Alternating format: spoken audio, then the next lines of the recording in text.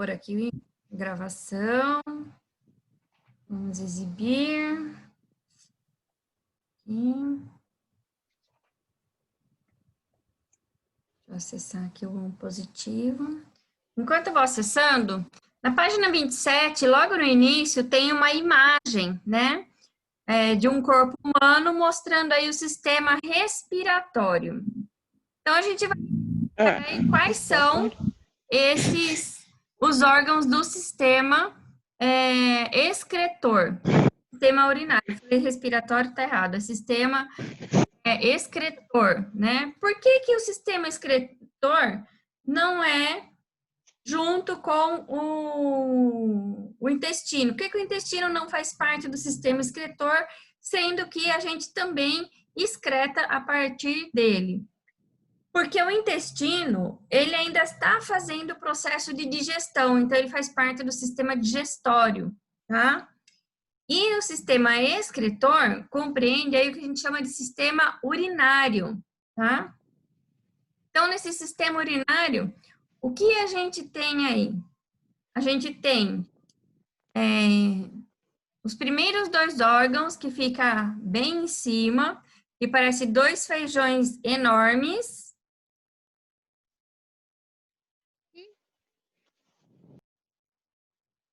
Certo? Livro errado. Não é esse. Não é esse, sim.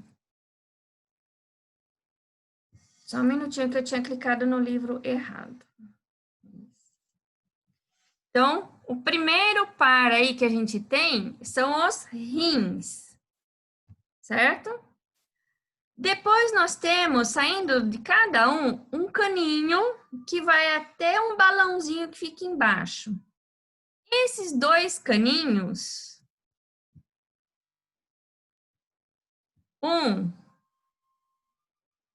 é o ureter e o outro caninho é o outro ureter. Ops, então tem dois ureteres? Temos dois ureteres, temos dois rins e dois ureteres.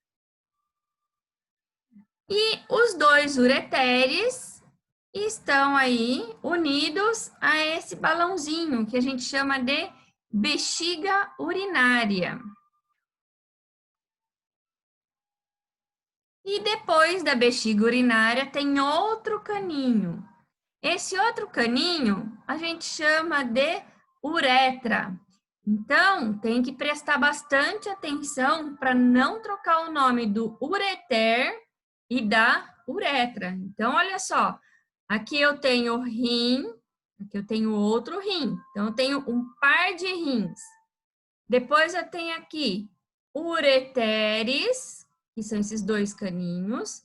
Aqui eu tenho a bexiga e aqui eu tenho a uretra. Então, o sangue, ele vai chegar, vai entrar aqui dentro do rim, vai sofrer um processo de filtração, onde vão ser eliminadas as toxinas. Cada vez que o sangue é filtrado, vai formar uma gotinha de urina. Cada gotinha vai ser coletada aqui, ó, nessa região, chamada pelve, tá? Pelve renal. Nessa pelve renal vai juntar um monte de gotinha. Quando juntou um monte de gotinha, essas gotinhas vão descer pelo ureter e vão ficar aqui na bexiga. Aí a bexiga vai enchendo, vai enchendo, vai enchendo, vai enchendo, vai enchendo, vai enchendo, vai enchendo. Quando chega aqui em cima, né, e que ela está cheia, a gente fica, né, dá aqueles pulinhos, ai, ai, ai, ai, ai, ai, ai, ai, que é o momento que você está desesperado para ir ao banheiro, né? E se você não for, o que acontece? Ela aguenta um pouquinho. Por quê? Essa parede aqui, ó, da bexiga é feita de musculatura lisa, tá? E ela é rígida em colágeno, então ela é bastante elástica. Então ela estica um pouquinho, vai aguentar mal um tempinho. Só que se você sem ir ao banheiro, o que vai acontecer? Você vai acabar fazendo xixi na roupa. Então tem que tomar cuidado aí. Luíde, espera só um pouquinho, meu amor, que não dá para entender nada que você fala. Então, encheu bastante aí, precisa ir ao banheiro. Se não for, o que acontece? Faz o xixi na roupa. Quais os problemas que podem acontecer de ficar segurando o xixi? Essa musculatura aqui, ela vai ficando flácida. E aí vai chegar uma hora que não segura o xixi. Então, começa a encher aqui, você começa a fazer xixi sem ficar com vontade de ir no banheiro. O xixi começa a sair. Isso a gente chama de incontinência urinária. Dá para melhorar e evitar? Sim, existem alguns exercícios, né, físicos que a gente faz que fortalece essa musculatura e segura aí o xixi, tá bom? Então, aqui a gente está mostrando aqui um homem, né? Então, tem aqui, ó, o canal da uretra, ele é bem longo. Na mulher, o canal da uretra é só esse toquinho aqui, ele é bem pequenininho, tá? No homem é longo, na mulher é pequenininho. Então, não pode confundir ureter, que é de onde se para a bexiga. São dois, um par. E uretra, que é o que sai da bexiga para o exterior, e é um só. Tudo bem? Então, vamos lá, continuando. Assinale as respostas corretas sobre o sistema urinário. Os rins são compostos por estruturas básicas de filtração. Como elas são chamadas? O que filtram e o que resulta dessa filtração? Então, as unidades filtradoras são chamadas de néfrons, tá? O que elas filtram? O sangue. E o que elas produzem? A urina, tá? Olha só, o sangue chega aqui, certo? Aqui é cheio de néfrons, milhares de néfrons.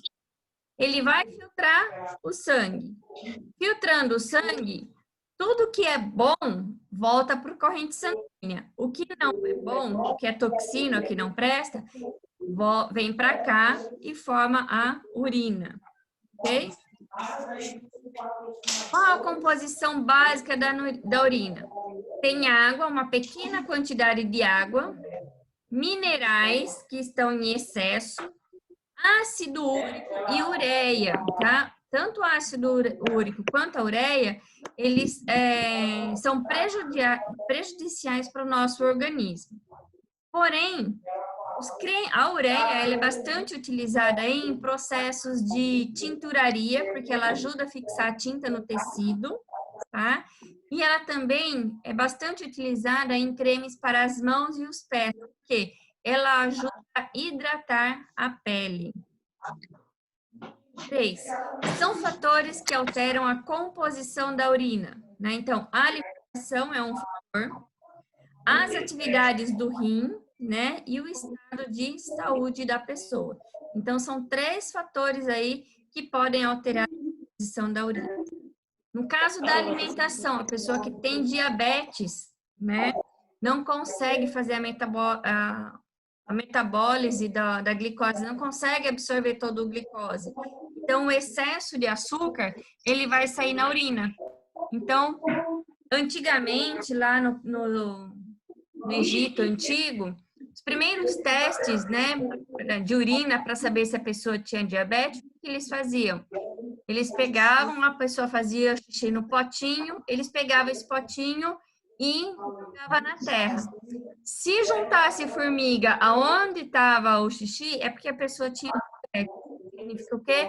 Ficava com açúcar aí em excesso. Então, a pessoa não estava conseguindo metabolizar a glicose, ok? As atividades do rim, né? Se você tiver com uma inflamação, se você tiver com uma infecção no rim ou com câncer no rim, você vai ter a atividade aí alterada, né? E o estado de saúde, né? Se você não tiver uma boa saúde, né? Não tomar a quantidade de água necessária todos os dias, vai aí ter a composição alterada da urina, ok? Então, olha só, aqui a gente tem um rim, né, em corte transversal, esse tipo de corte a gente chama de corte transversal, tá? E aqui nessa região aqui, ó, onde tá esse monte de leque aqui, é onde ficam os néfrons.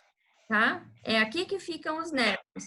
Aqui é a glândula suprarrenal, tá? Aqui é o córtex renal e aqui é a medula renal, que é onde ficam aí a maioria dos néfrons. Que é aqui que bem nessa região que tem milhares de néfrons, onde ocorre aí a filtração, tá? E aí a gente está vendo aqui, ó, um monte de parede de sujeirinha. O que seriam essas sujeirinhas? Essa sujeirinha é o que a gente chama de cálculo renal ou pedra nos rins. Quando a gente fala de Eu pedra conheço nos por esse rins, nome. é isso daqui, tá? Às vezes, esse cálculo aqui, ele pode acontecer aqui dentro dessa região, tá? Quando isso daqui vai passar, isso daqui geralmente é feito de cristais de cálcio e é pontiagudo. Então, conforme ele vai passando aqui, esse canal aqui, ele vai sendo cortado.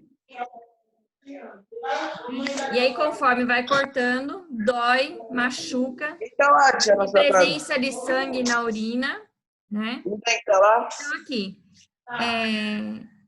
eu vou pedir para vocês ainda e presta atenção no que eu estou explicando, porque isso cai na prova, tá? Então, aqui a imagem a seguir ilustra a condição patológica, né, uma doença que pode ocorrer nos rins de algumas pessoas. Indique o nome da doença representada na imagem, como ocorre e uma medida preventiva para evitá-la. Então, o nome da doença, então pode ser cálculo renal, litíase urinária ou pedra nos rins. É mais comum a gente falar pedra nos rins ou cálculo renal. Litíase, você vai, é mais assim, o médico que vai utilizar esse termo, tá? Como ocorre? Então, as pedras se formam pelo acúmulo de minerais nos rins. Então, a pessoa que toma pouca água, né? Todos os minerais que a gente ingere, por exemplo, o sal, o leite, o sal que vem na comida, o cálcio que vem no leite, no queijo, todos os minerais que a gente ingere com as frutas, com os legumes, eles vão sendo retidos aqui, tá? Então, a pessoa que não bebe água, ela não consegue eliminar esses sais minerais. Então, eles vão juntando, vão se acumulando nessa região. E quando eles se acumulam aqui, eles vão causando, né? Vão ficando, ó, começa uma bola pequenininha, vai aumentando, né? Tem pessoas que têm pedras aí do tamanho de uma laranja, bem grande, né? E aí precisa fazer um processo cirúrgico para retirada. Ela não sai espontaneamente. Como evitá-la? Ela pode ser evitada por meio de gestão regular de água, né? Por isso que a gente sempre fala que é importante tomar bastante água. Outra coisa importante, né? Já ouviram falar da cólica renal? Cólica de rim? A cólica de rim, ela acontece porque vai formando esse mineral aqui, essa pedra. Conforme ela sai do lugar e ela se movimenta, ela vai machucando a região e fica muito dolorido, ok? Então, aqui nós temos imagens, né, dos nossos órgãos, né? Então, a gente tem aqui o fígado, que é o estômago, que é um órgão, o rim, que é um órgão, o intestino, que é um órgão, coração e pulmões, né? Então, ele pede aqui a descrição para que a gente relacione aí com as doenças, né? Então, aqui no fígado, a gente vai ter aí problemas de produção de bile, né? Você pode ter uma queda na produção ou você pode ter um aumento excessivo na produção de bile. Nos dois casos, você vai ter aí problemas. No estômago, né? No estômago, a gente tem aí a úlcera, né? Que pode ser ocasionada pela Helicobacter pylori ou não, tá? Se a pessoa é uma pessoa, por exemplo, que ingere muita bebida alcoólica, muitas substâncias ácidas, é uma pessoa muito nervosa, uma pessoa que fuma, também pode ter uma úlcera, não é necessariamente causada pela bactéria, tá bom? 3, os rins, né? Então, aqui, ó, litíase urinária. Coração. No coração, você pode ter aí o infarto. No pulmão, o enfisema pulmonar. O que é o enfisema pulmonar? Quando a pessoa fuma, ela vai acontecer o quê? O enrijecimento aqui das paredes do pulmão, e o pulmão não faz mais aquele processo, né? De encher e de expandir e encolher, expandir e encolher, porque vai ficando duro e ele não consegue fazer isso. E aí a pessoa não consegue respirar. Então, isso é o enfisema pulmonar, ok? E 4, né, intestino, doença celíaca. A doença celíaca é o que está relacionado ali com o glúten, né, com a ingestão de farinha de trigo, farinha branca. A pessoa não consegue digerir adequadamente a farinha branca.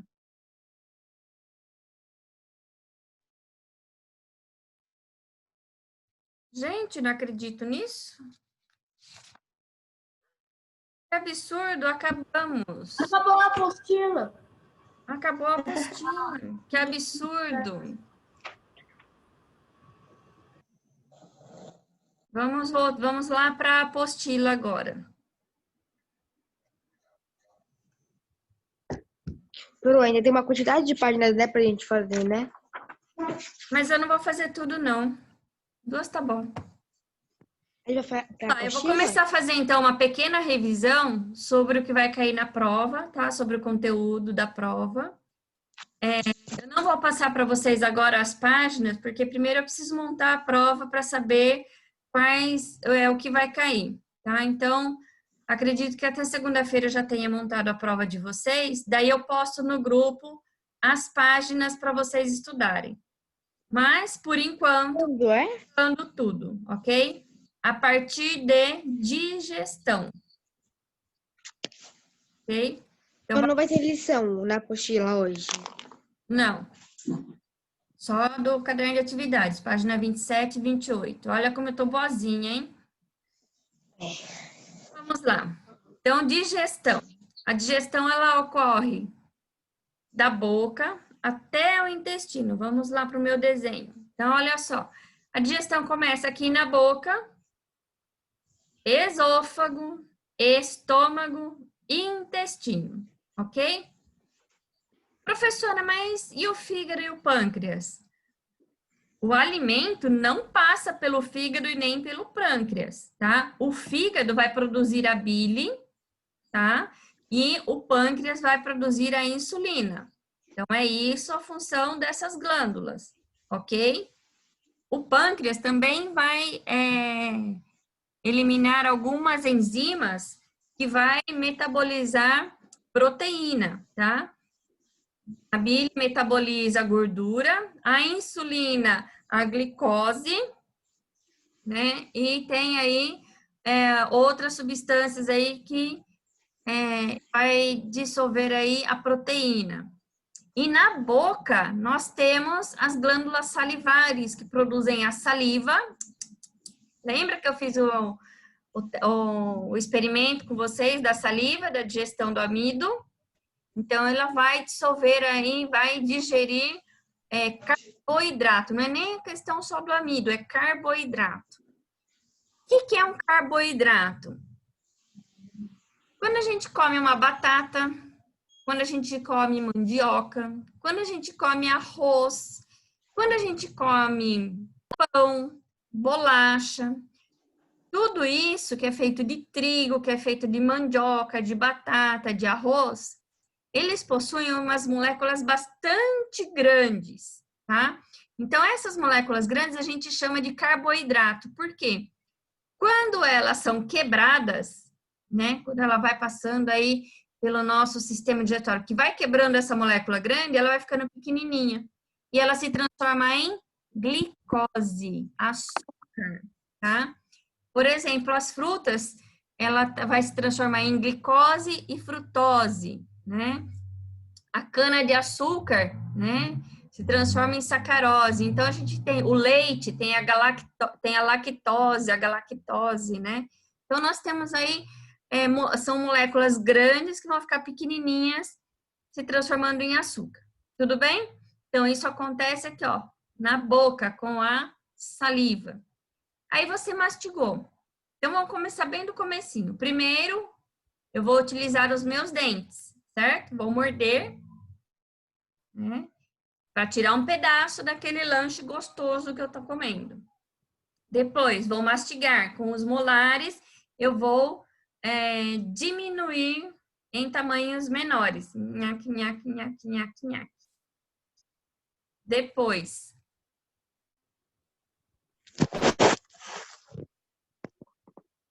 Luiz, você entrou de novo? Não? Ah, entrei sim, Pro. Então, você tá com...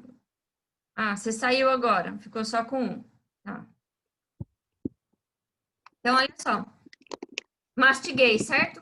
Conforme eu estou mastigando, os meus molares vão quebrar aquele pedaço de lanche em pedaços pequenininhos, ok? Depois que eu piquei em pedaços pequenininhos, junto com a saliva, já vai quebrando aí aquelas moléculas grandes em pedaços menores. Aí eu vou engolir.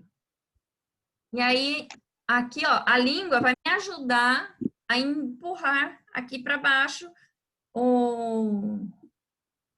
a minha comida. E aqui, ó, nós não temos, se você engole assim, ó, tá vendo que a gente tem um ossinho aqui, uma cartilagem? Vocês podem apertar, cuidado para não apertar para machucar, ó. Mas pode apertar aqui, ó. Ele é mole, tá? Ele é molinha. Essa cartilagem aqui que vai ajudar a empurrar, quando eu empurro com a língua a comida, essa cartilagem me ajuda a empurrar para o esôfago. Do esôfago, né? Movimentos peristálticos vai fazendo assim e vai empurrando o alimento até chegar aqui no estômago. Quando chega aqui no estômago, vai receber enzimas, né, do pâncreas, né? Vai receber algumas enzimas que são produzidas pelo próprio estômago, além do ácido gástrico. Então, aqui vai ter mais concentração.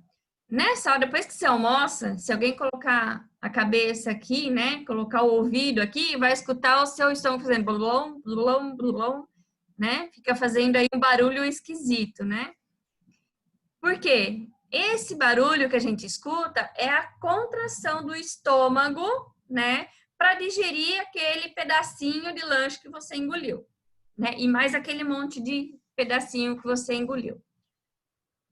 Daqui, depois que aquilo virou uma papa, né? A gente chama que aquilo virou um bolo alimentar ou chama de quimo.